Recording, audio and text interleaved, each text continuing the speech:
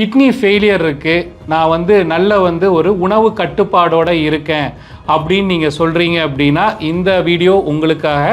இயற்கையான உணவுகள் கூட நீங்கள் உணவு கட்டுப்பாடோடு இருக்கும்போது உங்கள் கிட்னியை மேல் பாதிக்கும். கிட்னி ஃபெயிலியரோட அளவு EGFR 30 இருந்திருக்கும். ஒரு மாதம் 2 மாதம் கழித்து செக் பண்ணும்போது 27, 25, 20 இந்த மாதிரி கிட்னியோட அளவு EGFR குறைஞ்சிக்கிட்டே தான் போகும். இது எல்லாமே பார்த்து தான் எந்தெந்த உணவுகள் நீங்கள் எடுக்கணும், எந்தெந்த உணவுகள் எடுக்கக்கூடாது அப்படின்றத நம்ம உங்களுக்கு உறுதியாக சொல்ல முடியும். அனைவருக்கும் வணக்கம். நான் உங்கள் டாக்டர் பிரகாஷ்.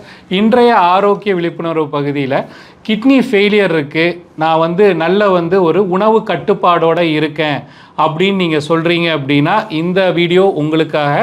இப்போது நார்மலி கிட்னி ஒரு 20% தான் உங்களோட EGFR இருக்குது அப்படின்ற போது நிறைய நேரங்களில் என்னோடய பேஷண்ட் சொல்லுவாங்க, டாக்டர் நான் அசைவத்தை குறைச்சிட்டேன், நான் லைக் இப்போ ஃபாஸ்ட் ஃபுட்ஸ் எல்லாம் நிப்பாட்டிட்டேன் அப்படின்னு நீங்கள் சொல்கிறீங்க.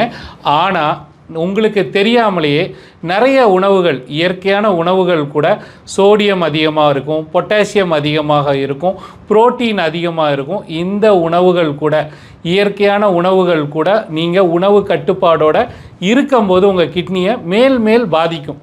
அதனால தான் ஒரு விஷயம் நீங்கள் என்ன பார்ப்பீங்கன்னா, ஆரம்பிக்கும் போது உங்களோட கிட்னி ஃபெயிலியரோட அளவு EGFR 30 இருந்திருக்கும்.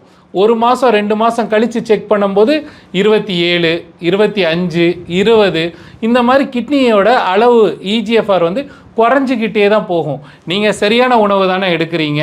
அப்படி இருந்தும் ஏன் இந்த EGFR குறைஞ்சிக்கிட்டே போகுது அப்படின்னா, உங்களோட இயற்கை உணவில் கூட ஒரு சில உணவுகள் எடுக்கலாம், ஒரு சில உணவுகள் எடுக்கக்கூடாது.